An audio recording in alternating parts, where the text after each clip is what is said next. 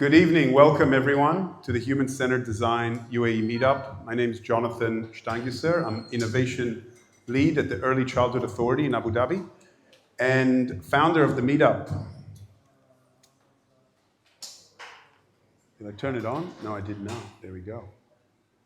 So, first of all, huge round of applause. Big thank you to our partners, aspexx, Peter McIntosh, Jack Kidd. If you haven't met them, they're in that corner. And they're doing a lot of really great work with the design community, growing a lot as well. One of the things that they're working on as well, so have a chat to them, there's a lot happening in the freelance space and the contracting space. So have a chat. And if you're new, I think I spoke to quite a few people who are literally just landed. They're good people to know. And the whole team behind aspexx, thank you. Really support and appreciate your partnership. We are recording tonight. It's not live. It's a bit too hard to do hybrid. We tried that. We've got 52 videos on YouTube. So this will be on YouTube after tonight. If you want to catch up on the past and you're new to the community, check it out. We've got some great speakers in the past. And since about February, we've been using microphones. We've invested a little bit, so the quality of the sound does get better in the last few meetups. We're also on the socials. It's great to see this picking up. I've said this often. There's no better way to show people that you're out there, whether you're working or you're not working. Do more writing. Don't just let AI do it for you, but do it yourself. Write about tonight. Write about what you're noticing. Don't just, one of Chris's peeves is just seeing the same content over and over. Create something original, what's your point of view? Do you agree, disagree? On LinkedIn, Human-Centered Design, as well as aspexx, and on Instagram as well. Join the conversation, aspexx social, HCD UAE. And we recently launched our website. It's very much an MVP, hcd.ae. Nice short URL, very easy to remember. We're going to do this again on the 22nd in Abu Dhabi. I'll talk a little bit about that later. And we're going to be bringing on some more content to the website. If you've got some requests, we're always open to hear it. And just recently, just before summer, in May, was our 12-year anniversary. We started back in 2013. I moved across, worked at NYU Abu Dhabi. There were no meetups. I was like a serial meetup person in Australia, and I thought, why not start something? I'm no expert, but let's start something. And 9 people RSVP'd, and only my boss and 1 colleague came. It was at Caribou Cafe at Marina Mall. It was UX Abu Dhabi. I saw there wasn't much happening in Abu Dhabi, so started going monthly to Dubai, UX UAE. And we talked about mobile first, and Luke's book on mobile. And in the last 12 years, they've been kind of busy. Some of the highlights, we did a really cool event at Expo, partnered with a few other entities, and had a lot of really great events in the past. We've done 95 events and had around about 8,500 participants, at least those that RSVP'd. You never know. It's great to see so many people did make it tonight and beat the traffic. We've done 2 conferences in partnership with DDX, and we'll be announcing in the next few weeks we're going to do another one next year as well.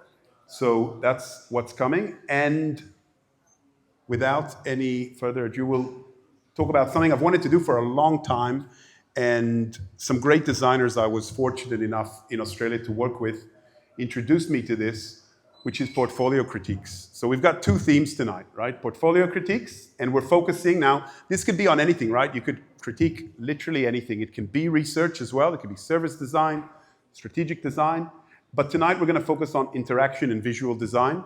We did a call out, and we've got 3 very brave people. I hope they're here.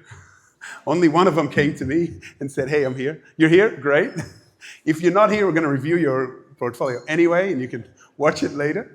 So I want to tell you a little bit about what a critique is. It's a structured conversation about design work, usually reserved just for designers. It's focused on what's working and why. It's not show and tell.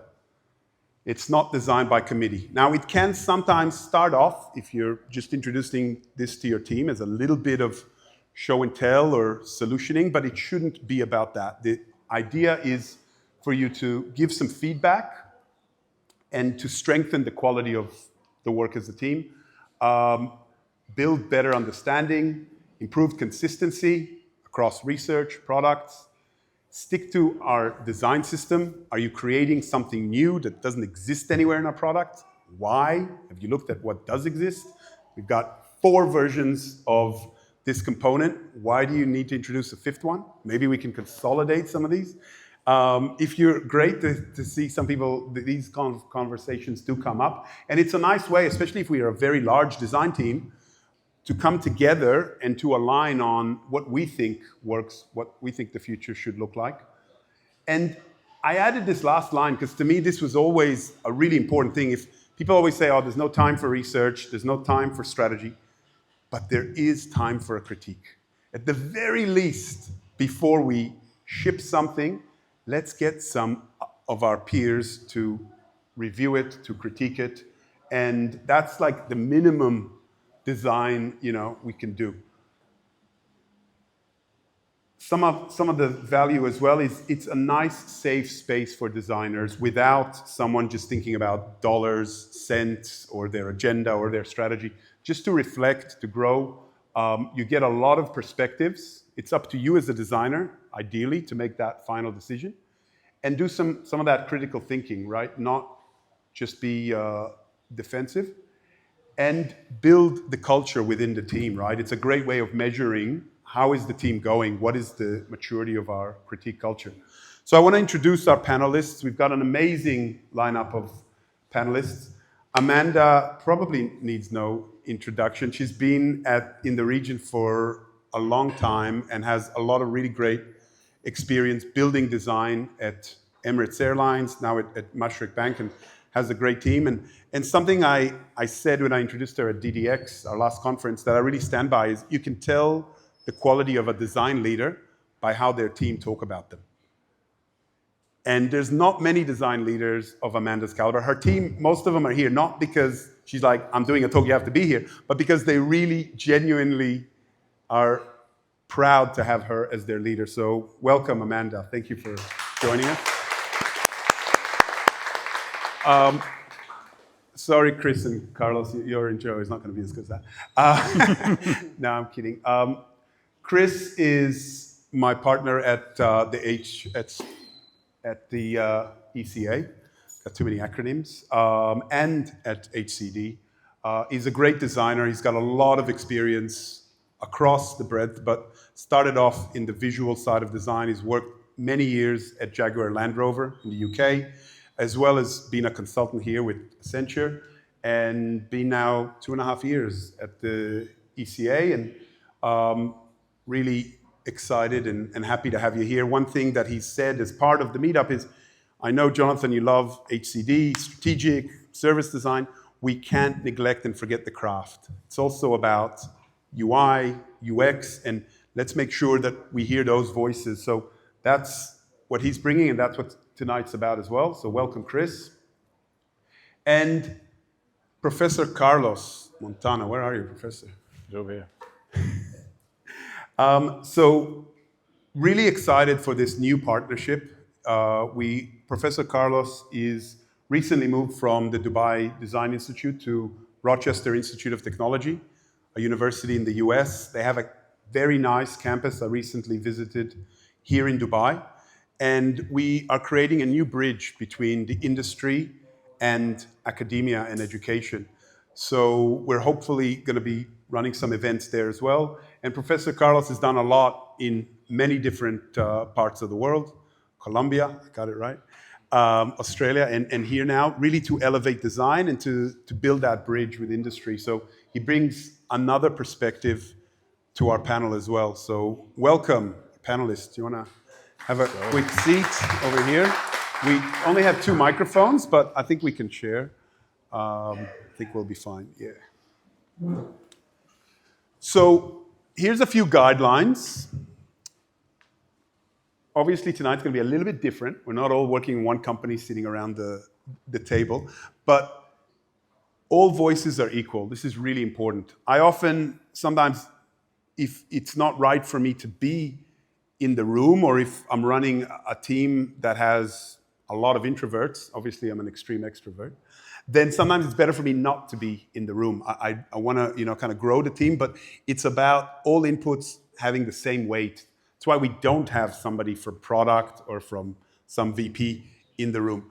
No interruptions or talking over others. Respect people talking one at a time. We're trying now, this is what I was talking about, welcome. We're trying not to solve the problem, right? Now, again, it's okay in the beginning if you're just getting started in your team. If you do solve a little bit of the problem, sometimes it's hard to avoid. But if we want to mature to a stage where we are focused on what's working, what's not. Have you considered who this is for? Have you done any research? Have you looked at existing research? What are you trying to do? Not necessarily just do this and there's the answer. Designers, listen first, take feedback in. It's not about, like a few people joked earlier tonight, oh, you're going to be too harsh, Jonathan, take it easy on people. I'm not here to critique, I've got the panel to do that.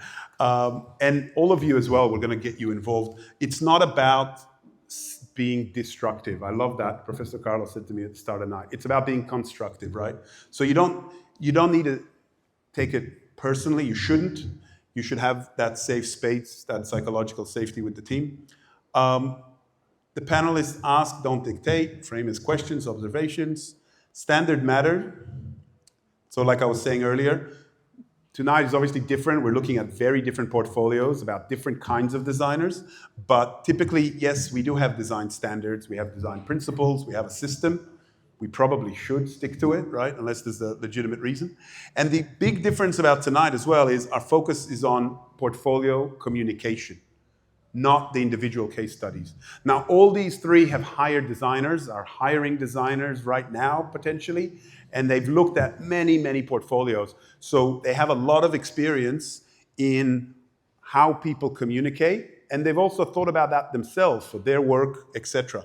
And that's what their critique is going to be about. So just before we begin, remember it's about the work, not the person. We know that's hard for you being critiqued. Thank you for the three brave enough. We had a few others, but we wanted to mix it up. Sometimes, yes, it's your blood, sweat, and tears that go into this portfolio, your life's work, but try not to take it too personally. Remember, we're here to help and to support each other. So how it's going to run is we're going to have a designer. I've got these questions in case they're going to come up and just introduce themselves in 20 seconds, their name, title, etc.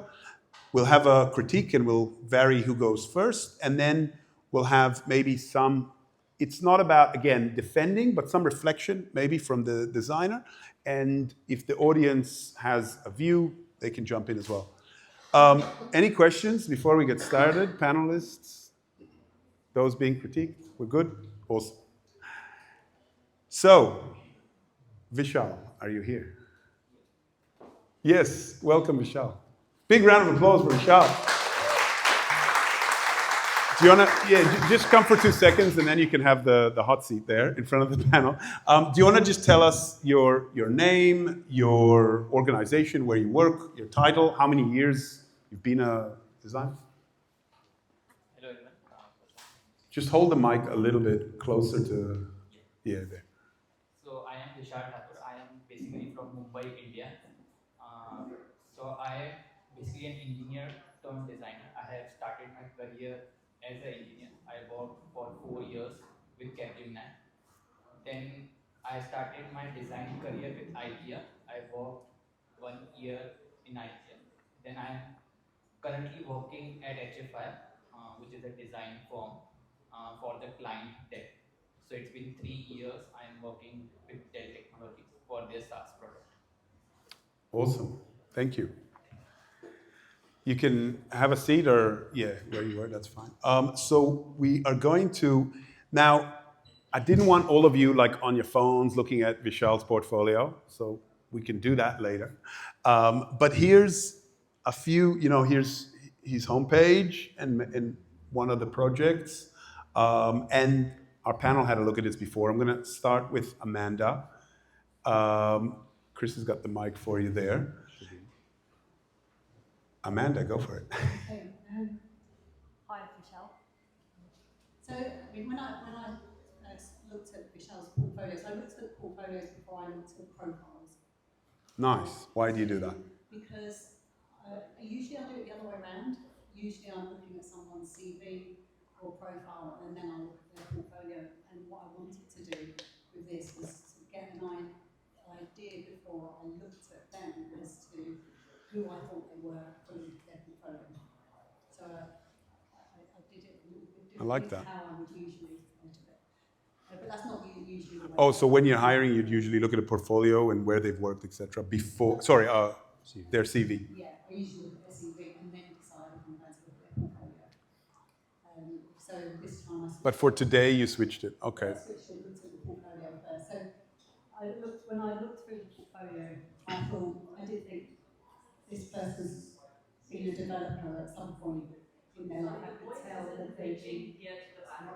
Oh, Just hold the mic here, nice and. Is that better?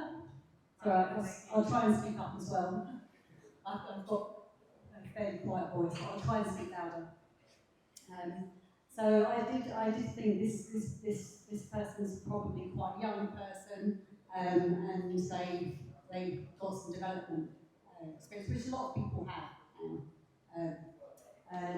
So I was quite pleased when I did look at the CV, and I did see that there, into your LinkedIn profile, and saw that. First impressions was, I think, yes, you can see that there was a style there. You have a style that you thought is great, but then in terms of interactions, I did think you have to be careful not to try and put too many interactions together. So, for example, I was looking on my laptop, so I'm almost always reviewing portfolios on a laptop as well. Very, very rarely am I looking at them on the phone, because I'm usually doing it while I'm at work. It is hot. Can we open the fridge or something? Freezer? Sorry, I feel like I'm just sweating. Do you want some water? Yeah, we'll get some water. Yeah, I was going to say, I ruined it over here. I don't know if it's these down lights. Maybe we turn the lights I can off. crank it a bit. Right, so sorry, I lost my train of thought there. You said there are too many interactions, a little bit. So I was looking at it on the laptop, which is, as I said, where I'm almost, thank you, where I'm always looking at CVs. Very, very rarely look at them on a mobile device, because I'm always at work when I'm reviewing them, always on the laptop. And so you've got some interactions with the mouse movements. So that was one of the first things that stood out to me. So I thought, okay, it's got a nice style, but there's some things in here that could be maybe construed as being gimmicky. So I actually find those mouse interactions quite difficult to use. Changing like the hover state of the mouse. Yeah, I saw that as well. Yeah, and when you have quite large mouse as well, it can be quite difficult to think what's happening on. And then, is this thing actually going to become tappable? And you lose that muscle memory from how a mouse behaves. So that was one of the first things that I thought when I was looking through this. And then I went and looked at the IKEA. That was the one that I spent. Redesigning the IKEA Developer Hub. Yeah, I looked through the IKEA project, and one of the things that I only spend usually just a few minutes on the portfolio. I don't usually spend a lot of time going through everything in detail. So I do scan over them quite quickly when I'm reviewing them. And so I have to get a feel of that person quite quickly. And what I really want to understand when I'm looking at the portfolio is, what was your actual contribution? So I think you said here we're limiting this really to visual design and interaction design. But when I'm hiring, I'm very often looking for a specific type of skill. So I know that we're all generalists now. But I do think that even though we have to, UX designer has to be able to do some visual design and vice versa, but very often when I'm hiring in the team, I'm trying to build up a specific strength within the team. So if I'm looking for a visual designer, I'll be looking quite closely at what their contribution was to visual design. And I think I can't get my notes on my phone. Say that. I put a couple of notes in here because we can't see directly in here. But I think you do.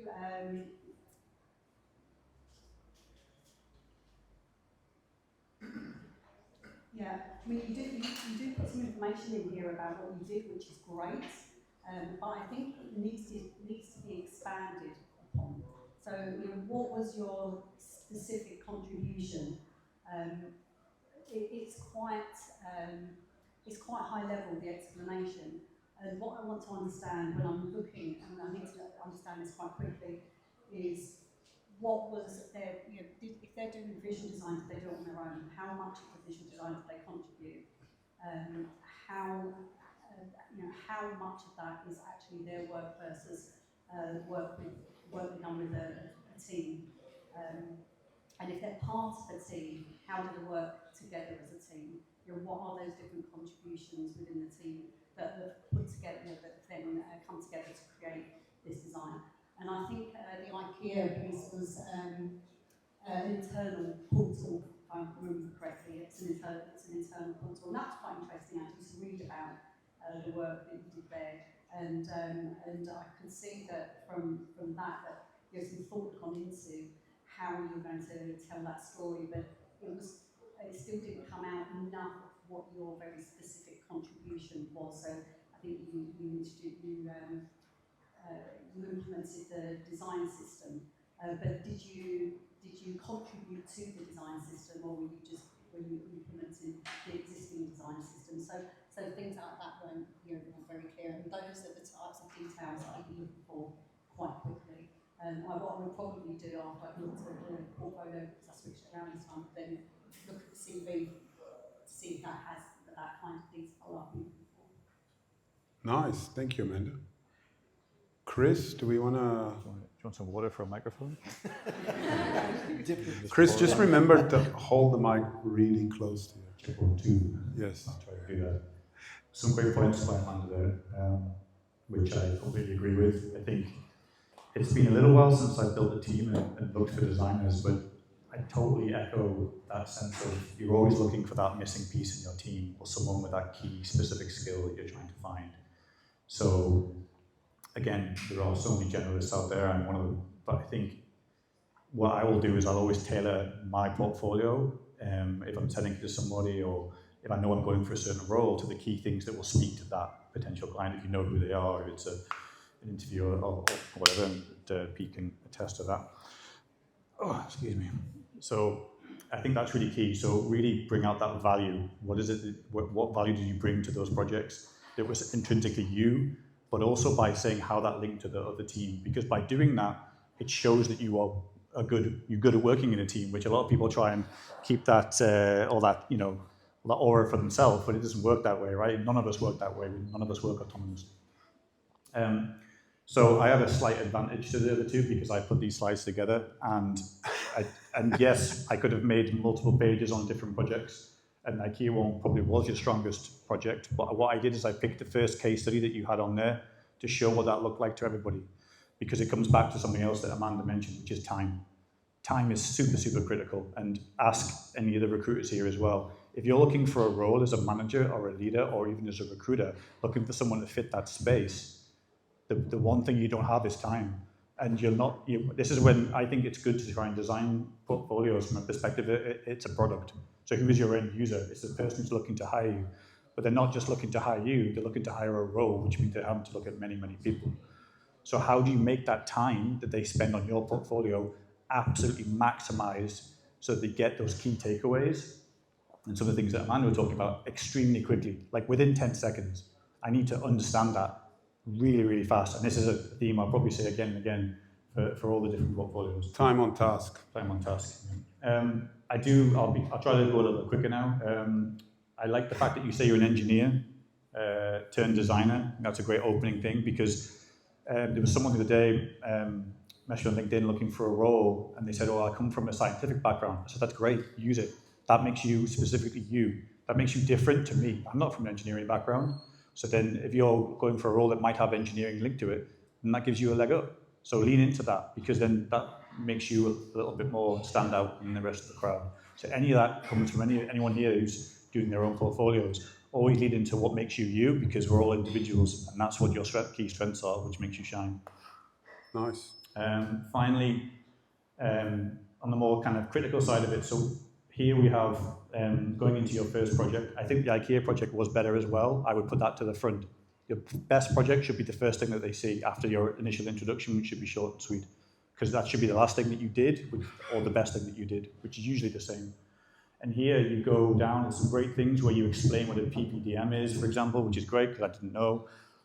And actually at the bottom here, the 1, 2, 3, 4, that's actually navigation. I didn't realize that until the third time I looked at this when I was getting the screenshots. So from a UX perspective, that's not clear enough. I want to be able to jump up and down, which comes back to my previous point. Bring the value to the front and then let me go deeper if I want to. So here on the right, this is where you went in and explained a problem, but I think you explained it too much. You have one screenshot to say that there was an issue on some of the navigation. There's a second screenshot to highlight where it is, and a third note to say, hey, this is the problem with the navigation. You told me that before the 3 screenshots. And I think if you see on the far right, that's the entire length of the case study. Now that's in depth, which is good, but some of the value and the outtakes are down the bottom. Again, if I'm limited for time, I might never get there. And that could be the best things. So bring that to the forefront.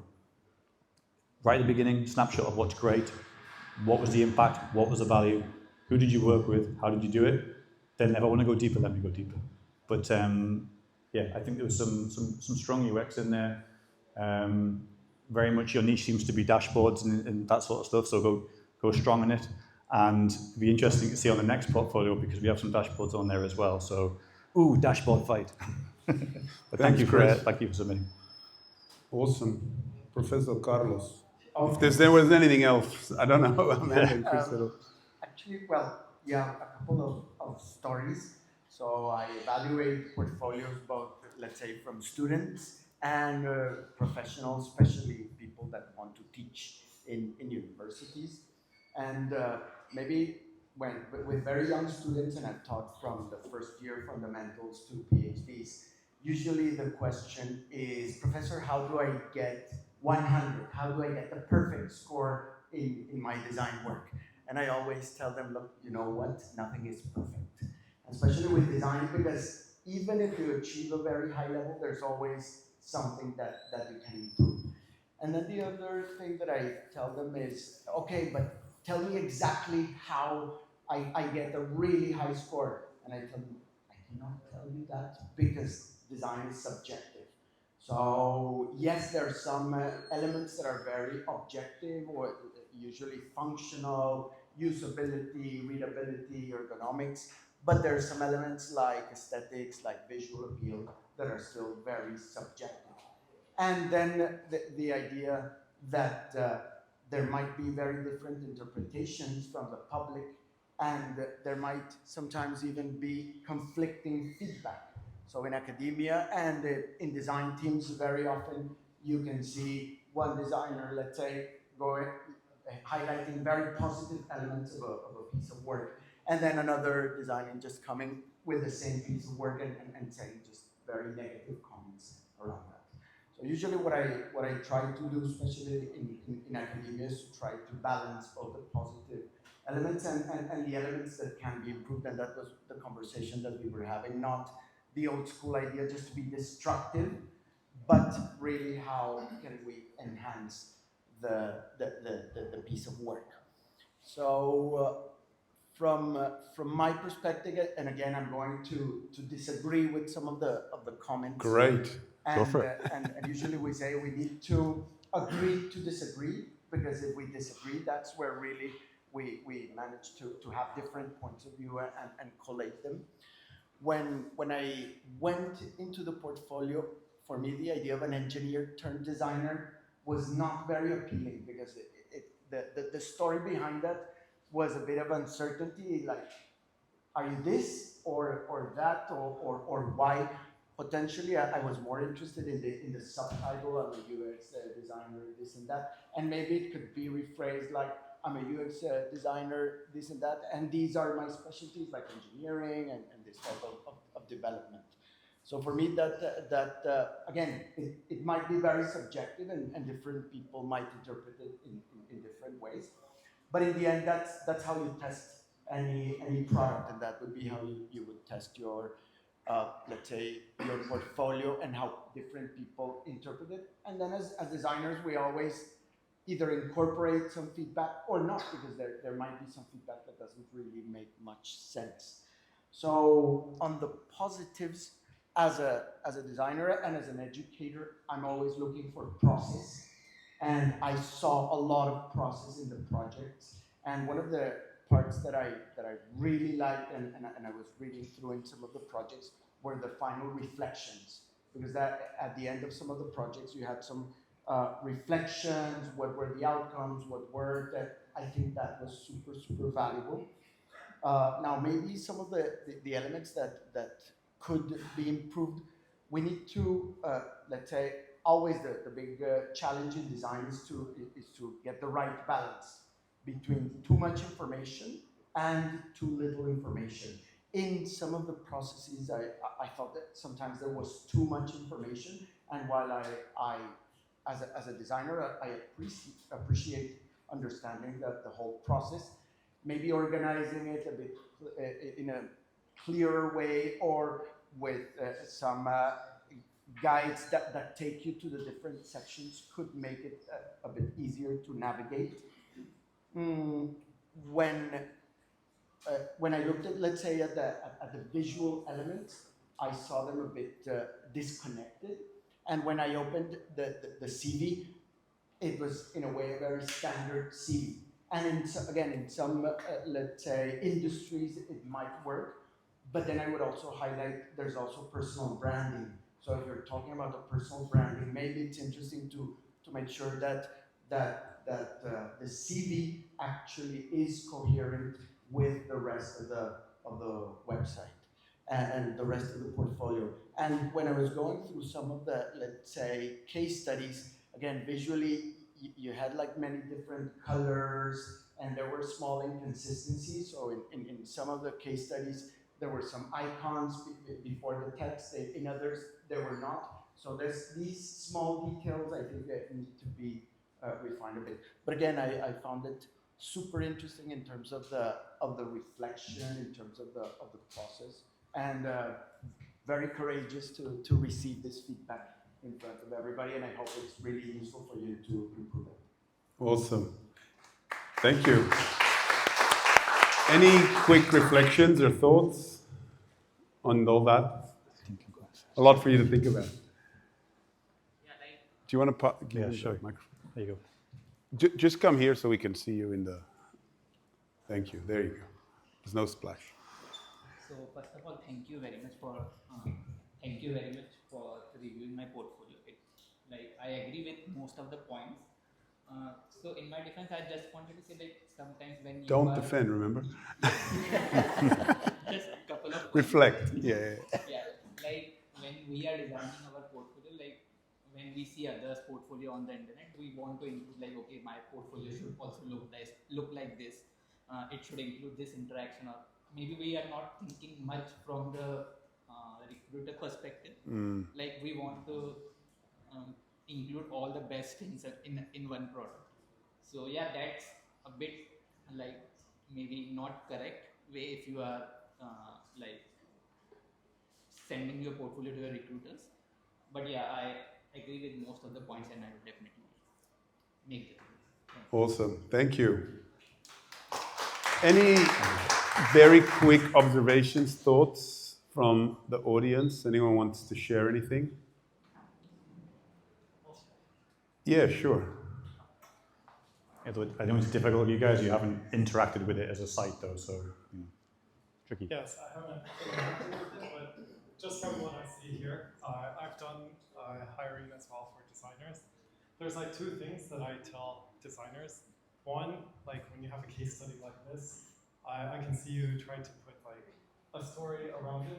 And this is one thing I try to tell designers. Like I don't want to see like, okay, our customer was this was the problem. Like the very static style. Like I want to be put into the customer's shoes.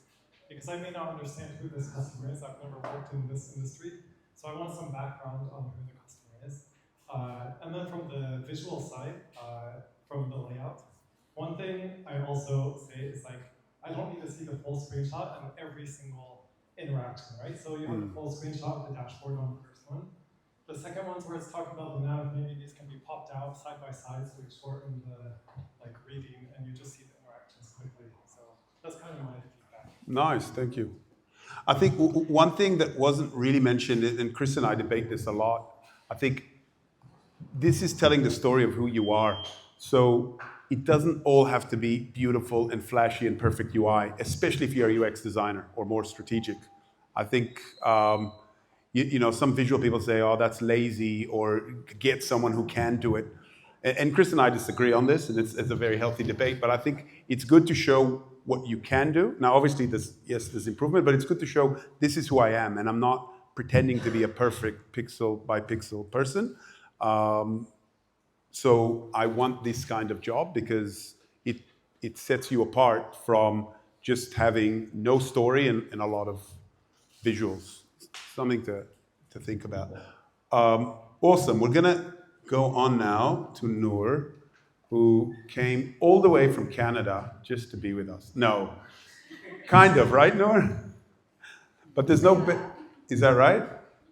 You can say that. Come over here. Don't be shy.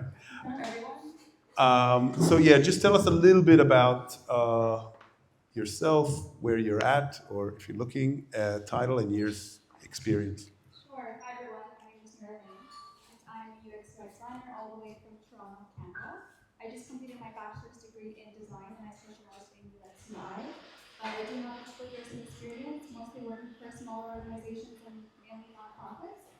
And yeah, I'm very early on in my career, so I'm really fresh out the boat, but I'm really excited for your time. Amazing. Awesome. Thank you. And there's no better way than welcoming yourself to the community by sharing your portfolio. So we are going to start. I don't know if I'm in people's way. I might move a tiny bit. Am I still in the video? It's okay? Yeah? Thank you, Johannes. We're going to start with Chris this time. And maybe if we can, just conscious of time and saving something for your other fellow panelists, just let's be a little tiny bit briefer than before. Chris. Okay, cool. Yep, test. Okay. Noor, thank you so much for submitting as well, and I think everyone is brave to do this, but also what a great opportunity to get some spotlight on you. The initial welcome, the image you see here, the oval of Noor herself, is a little GIF that I didn't get a chance to actually put on the page, but that animates and it's very friendly and welcoming, and I think that just shows a little bit of your personality as you first get on there, which is great. As again, I've kind of shown the home page in its entirety and then gone into the first project, which I think is your strongest from the case studies that I saw.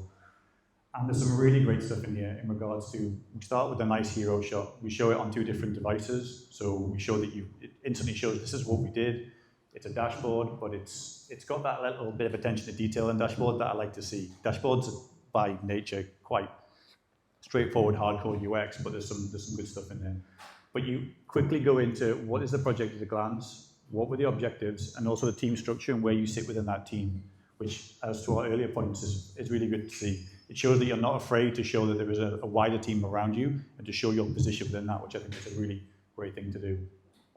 Also, if you see just at the bottom of the third screenshot along there, we've gone into some KPIs and some measurements of the current state of that project as you came to it. That's absolutely fantastic to see. In fact, I do believe the words how might we are in there as you talk about how might we solve this problem, which is like Jonathan's crack cocaine, he loves that. Yeah, so it's really great to see some current state. So you're showing the process here fantastically well. You go really in deep into why you're doing it, the means you go about it. And I think that, to me, as someone, if I'm hiring, that says to me exactly what I'm going to get if I hire you.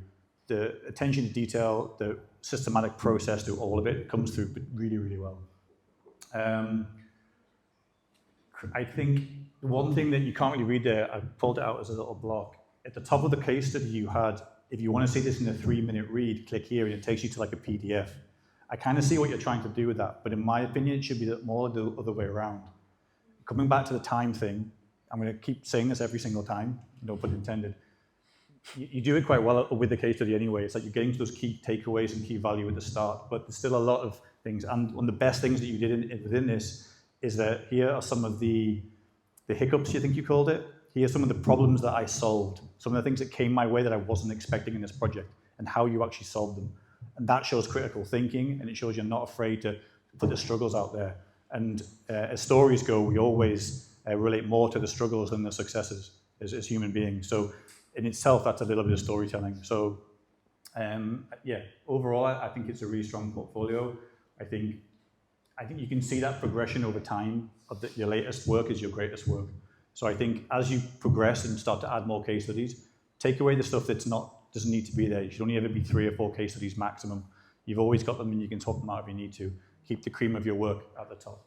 But yeah, a really good job. I think there's some more points, but I'll talk to you afterwards about those because I want to keep this fairly concise when I talk to you. Yeah, there were a few people who were like, oh, I missed the submission, but I really want to get feedback. So you can speak to the panelists or other people. There's a lot of senior people in the room. Grab their details, set up a chat later. Thank you, Chris. Professor Carlos. Thank you, Noor. I agree with most of Chris's comments. I found your personally. She's here in the middle. Okay. I found your portfolio very engaging. One of the things that I always tell my students, and I think that it's important for designers, I don't really like when we just see products or just see interfaces. I actually like when we see people. So having your photograph there, I thought that was nice. It gives it a personal touch. I felt that there was an interesting story that you were telling us. So I'm always trying to see the story and how I, let's say, progress through that story. Now, when I was looking at some of the links, some of them somehow didn't work. So it might have been, I think the internet has been a bit wishy-washy in the UAE lately, or a little technical glitch. But when I was clicking in some of the titles, it was always taking me to the same page, to the same section. So I wonder if that's a glitch or if simply it's your portfolio in progress and you haven't finished it yet. Now, again, somehow, I don't know why, but when I was trying to look for the process, I really couldn't find it. And I was hovering over the images, but in some cases I couldn't find the process. I just saw the image, but now I know that it was there, so maybe probably making a bit more evident how to access that process. And yeah, I think that's basically my feedback. Nice. Amanda? I really agree with everything that both, but there's not really a lot more to add. I like this portfolio. Echoing, I think it showed personality. I think as a junior designer, someone who's just starting out, I think it's important to show that. One of the things that I did think was missing from this, though, was what did you learn in these projects? So, you some of the issues that you came across and listed down, but as a designer, what did you learn? If I'm hiring for a junior designer, I haven't hired many junior designers for a while, we were talking about this. Any open roles? But if I'm looking for someone who's a junior designer, the things that I'm thinking about is how quickly are they going to be able to learn? What type of learner are they? And what would have been quite nice, because it is clear, it's obvious when you open a portfolio that you're a junior designer. So what would be quite nice is to see what through each of these projects, what were the key learnings that you took from them. It's a great bit of feedback.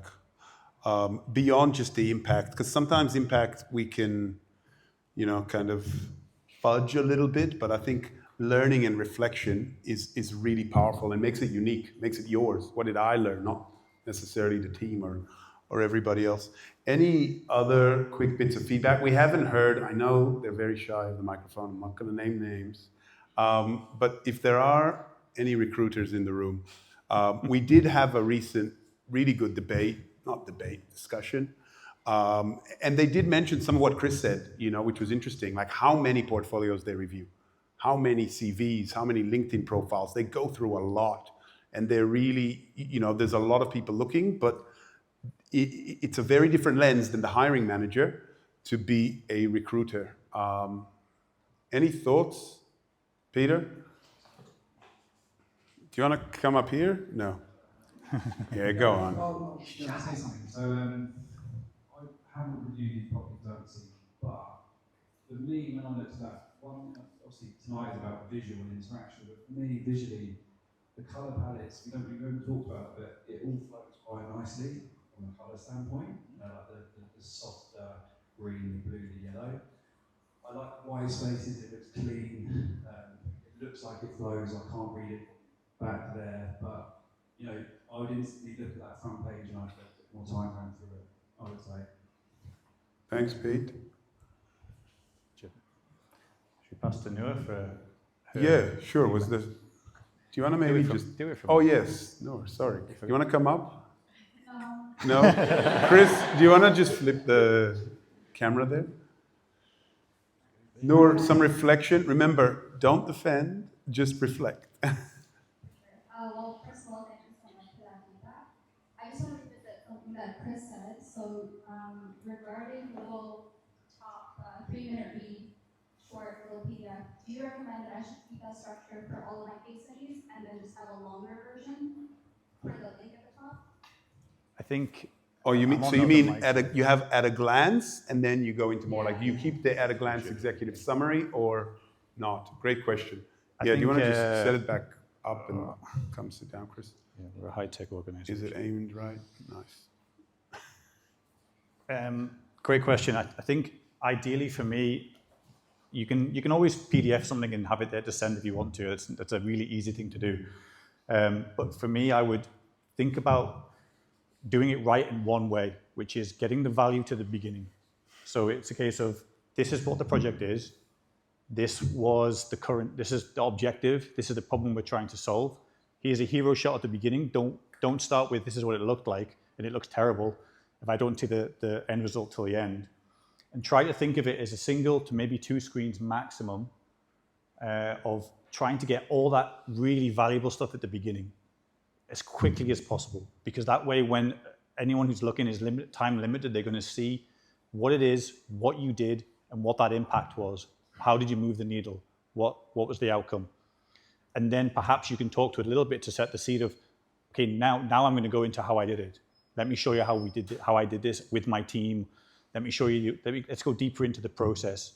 Or even have some links, which is what Vish had, but more obvious, to jump down, to cut to that thing. So if I want to go to a certain thing, so for example, I'm looking for a specific talent, specific skill set, then if I know it's part of that process, I can jump to that perhaps. But to me, it's more about getting the core stuff at the beginning. So you could even take that screen to 2 screens, and that's your PDF that you can send to someone. Because ultimately, if I like how that comes across, I'll talk to you, and then we'll go into processes and interview in the next stage, perhaps. So it's about short attention time and time-limited people looking at your profiles. Just get that condensed into the most important thing you can. Which, one of the things, is we talked about, you talked about it earlier, it's like we have all this stuff as designers that we want to show, like so much stuff that we forget we've even done. And you come across and, oh my God, and you want to show all of it because you worked for days and months and years sometimes on these projects. But think of your audience. They don't need to see every box that you drew. And one thing that Noor did really great with her wireframes, with sketches, there's just a picture and it's sketches. I can see there's a multitude of sketches there, but I don't need to see every sketch laid out. I need to see one to see that you did sketch, but I don't need to see all of them. So it's like, how do you compact and simplify to amplify the message at the end of it? Nice. I think it's also true inside of organizations. When we're presenting our work, we love the process. We love it. We love it so much. And we want to show everyone the whole thing. Look how much process we've got, how much. But they don't care, right? and we need to focus on the impact. So yeah, I totally agree, and I'm struggling with that myself. Especially the longer we are, the more stories we have. And Chris is now helping me as well to like, and ChatGPT is great for that too. How do you consolidate and really get to the value as fast as possible? And you can do usability testing of your portfolio. Speak to a few people, get some feedback, ask them what's the core jobs to be done.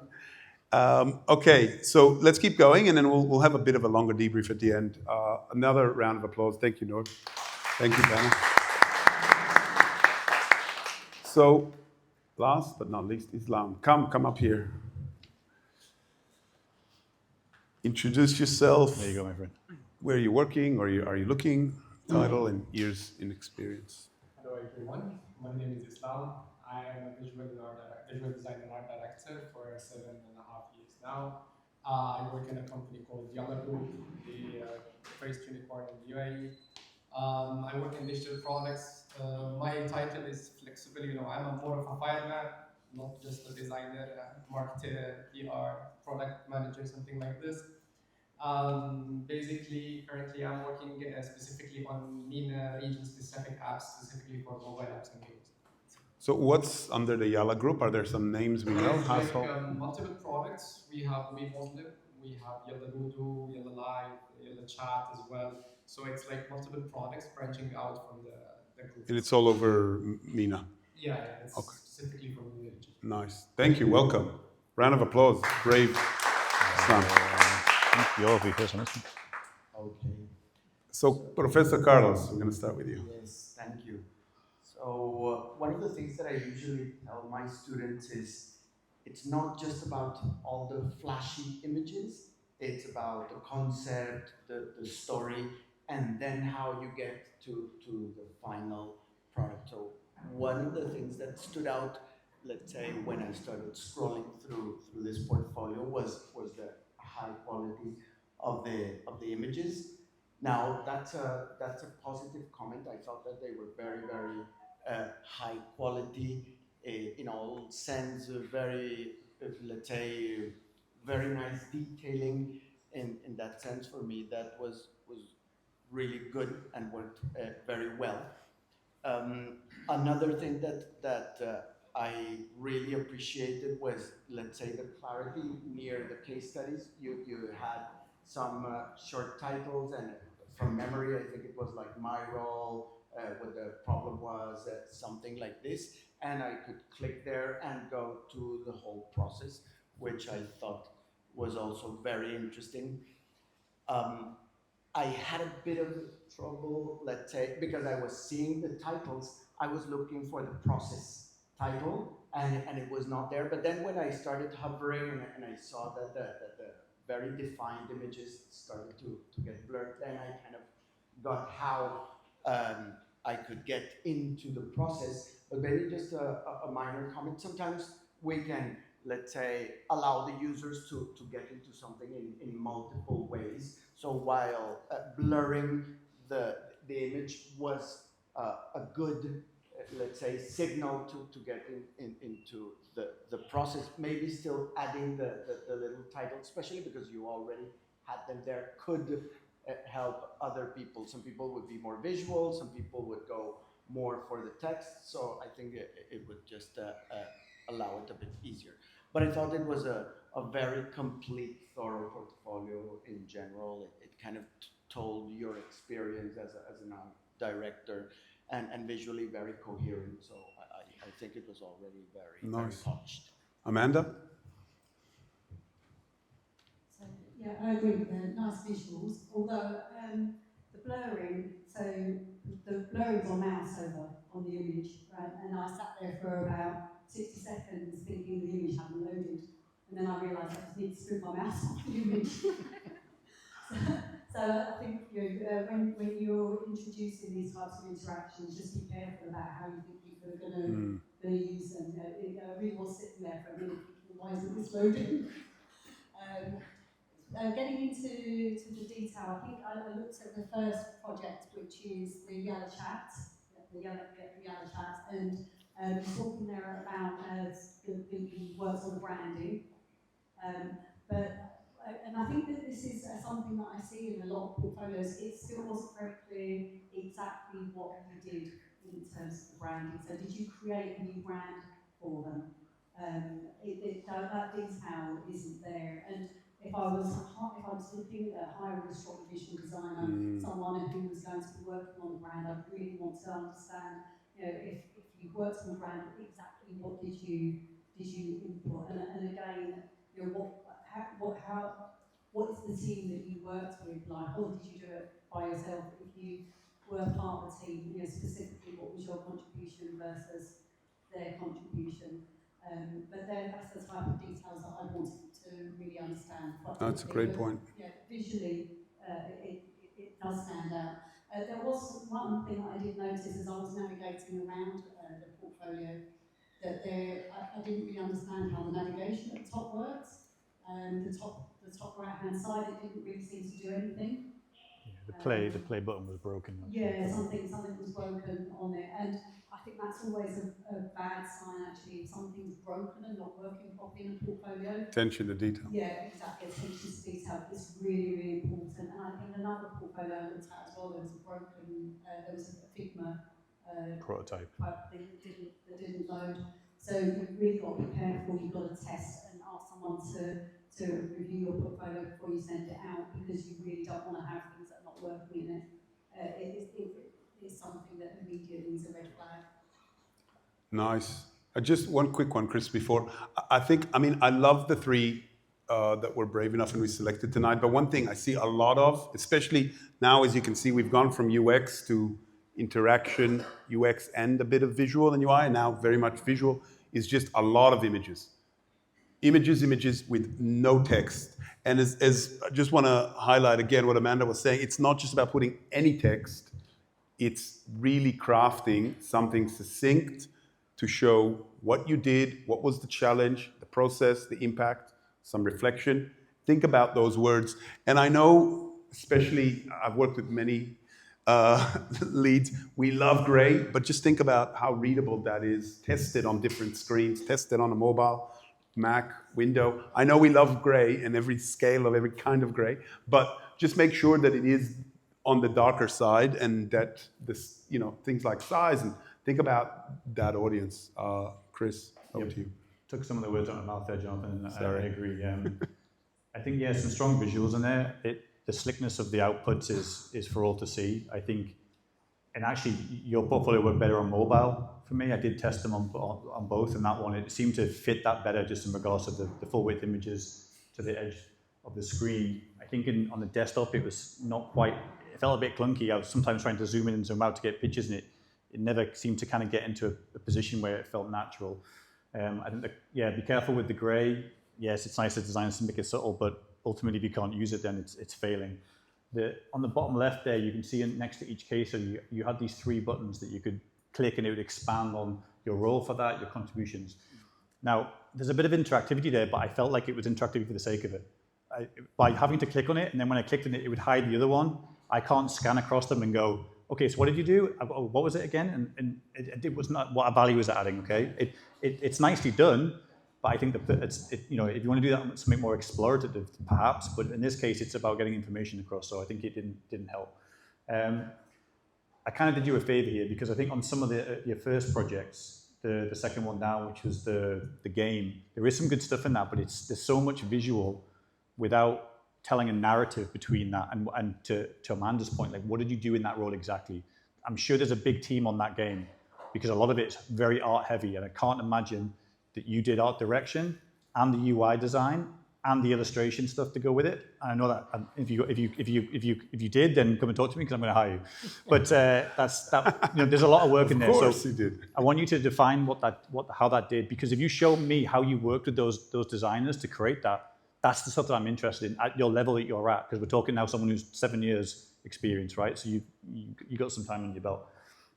Whereas here, and this is where I did you a favor, when you go into one of the other projects, this is where you start to go into, here's a persona, and here's some insights and process behind it. Expectation map, nice. Exactly, that's way more valuable to me than 20 glossy pictures of the game, okay? There was some great stuff within the Yalla app as well. The animation, the visuals were super, super rich. You can't see them here. but they also had a bit of a juxtaposition to each other. So it's like, how does that sit in the wider brand? And if you're the art director, that's something that you should have control over. So tell that story. Where are these being used? How are they being used? What's the process and the design system behind them and the thought behind them? Nice. I think that's pretty much it. Yeah, I think your main case studies are stronger than the social media work. And unless that's very much part of your bread and butter or what you're aiming for, I would take it off. I'd stick with the core ones. And my one last final thing was your first project, which is this image in the top left. It's great to show UI in situ in devices, because you can, especially when it's a dashboard and something quite minimalist, because then you get the glossiness of the screen, you get a device around it, you sit in the situ of a beautiful picture. In this case, though, I don't think it works, because we can't really tell what that UI is. And it's about 15% of the entire picture. Your other stuff Probably works less, way better. right? This one, it's not working hard enough for you, and that's the first thing that I see. So for me, I think the one that this one was from, the sports one and stuff, maybe, I mean, there were some really strong images in that portfolio. That case study, bring that to the front, you know, catch my eye with that beautiful animation, the flat colors and the characters, that was fantastic. Like, bring that to the front.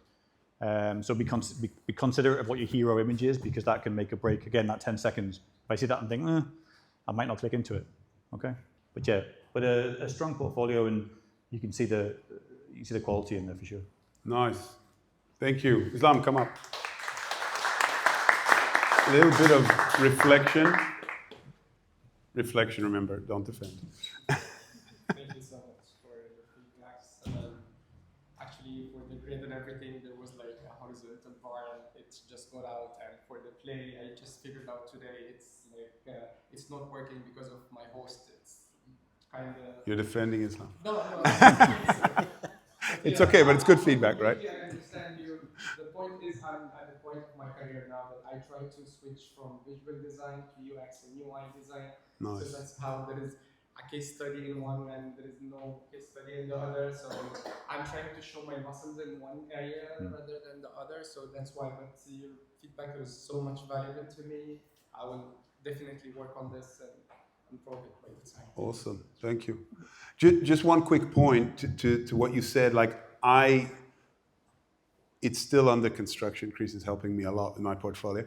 But one thing I wanted to highlight for a long time is to not have the exact type of work. So I specifically had, let's have one example on research, one example on service design, one on more UX. And when there is great visuals, I add that, but I make very clear this was done by a visual designer that worked with me, and this is how we worked, and highlighted. So to your point, it's not only in the portfolio that you show you're moving to UX, but you can also highlight some of the UX work specifically that you did, or maybe you did a little bit of discovery. You spoke to a few customers.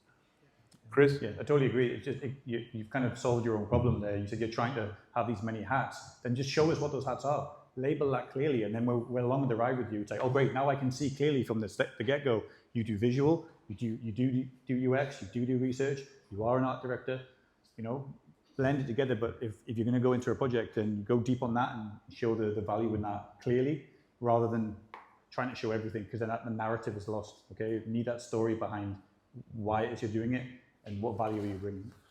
But if you wouldn't have told me that, seeing your portfolio, I would have thought you were a visual designer.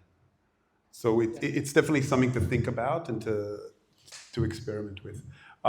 Any other final thoughts from the audience?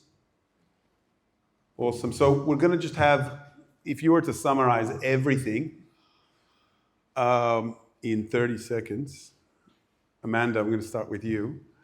Yeah, you can sit down. Thank you so much. Big round of applause, Islam. Thank you, Islam. Just in terms of your hot tips for portfolios, right? So forget the critique. Like, if you were to give people how to improve their portfolio based on everything you said tonight and anything else, what would it be? I think what I've said to everyone really is just being really clear about what you've done, your contribution, your specific contribution, because we know that most projects are done by teams. There's a lot of people that are working on a project to bring it to life usually, and what we're really interested in is what your specific contribution is. So just be as clear about that as you possibly can. And if you're starting out, then, as I said, maybe be clear about what you learned through a project or a piece of work, or a passion project or something else that you put together. You know, what were key things that you learned from that? Nice. Carlos, do you want to go? I'm not going to talk about the time thing. I said 3 things. So I'm going to say one other thing is, I think there's another side to your portfolio that's really important. It's not your portfolio at all. It's your online presence. I was really happy to see for all 3 people who submitted, over there for a second, that you have got Medium articles that you've talked about. You have done some posts on LinkedIn. You are talking about your work in certain ways. That now is becoming more and more important, because especially if you look at recruiters as well, and as we go online, and Amanda's saying she's looking at a CV, she's looking at the portfolio. To me as well, I want to see, what are you talking about? How are you putting yourself out there? Are you coming to events like this? You know, are you putting up thoughts about, you know, what are my successes this week and what are my struggles? What am I learning? You know, what are my key findings? And that's different depending on where you are in your career, okay? But those things, the fact that you're willing to put that out there, and if you build that up over time, for that all that's doing is helping other people to find you. And that's what your portfolio is for, ultimately, is to showcase who you are. But if they don't know where you are, if you keep this stuff to yourself, you're the best designer in the world, but you never show anybody, or you never talk about it, then how do we know you're out there? How do the recruiters of this world find you? So I think that's becoming more and more important now, because you can fudge a portfolio to go, look at all this amazing work I did, but actually you literally made the tea and you did 2 bits of UX for one of the pages, or you were part of a much bigger team. But the stuff you put on social media, the stuff that you put out there as your presence, as your personal brand, you can't really fudge that, because you can see straight through whether it's authentic or whether it's you just copying other people and putting out the same stuff that everyone else is doing. And that's the stuff that I'm looking for, those people who are willing to go against the crowd and go, actually, no, I'm going to tell authentic stories about me and what I'm doing, and hope that people will see value in that, and again, things that you're learning. So Nice. I would recommend looking into that as well. Thank you, Chris. Carlos. Yes, I would like to highlight the idea of personal branding, and especially how do you differentiate yourself and how you tell that specific story that is just specific to you as a designer and as a person, and that in a way differentiates you from the other 100 portfolios that the recruiters are looking at. Process for me still is very, very important, and concept, not just sometimes the final product, one sketch and a bit of understanding. That process is very, very important. And something that we were discussing, what's the thinking behind the project? Because many times we tend to let's say, want to showcase the final product, but what was the thinking and the origin for it? Now, on the other hand, I would want to say, so maybe if my students were here, they would say, okay, but I followed all your feedback, I improved my portfolio, and I don't get a job. And it's not just about the portfolio, and we all know it. So it's very much about networking. Sometimes it's a bit of luck, and sometimes it can be a great portfolio, but you're applying to, let's say, the wrong job, or they're looking for other very different specific skills. So there's a lot of elements involved, let's say, in that job search that are not necessarily just the portfolio. So in a way, it's also understanding very well your final user and your audience. And when you're, let's say, working on CVs, or even when you're working on portfolios, and some of you that were saying that you're shifting, maybe sometimes you need to fine-tune your portfolio and your CV for a specific job description and some specific roles, and fine-tune it or change it, or hide sections of that portfolio for a different specific role, if you are, let's say, a multidisciplinary designer that has, let's say, different talents.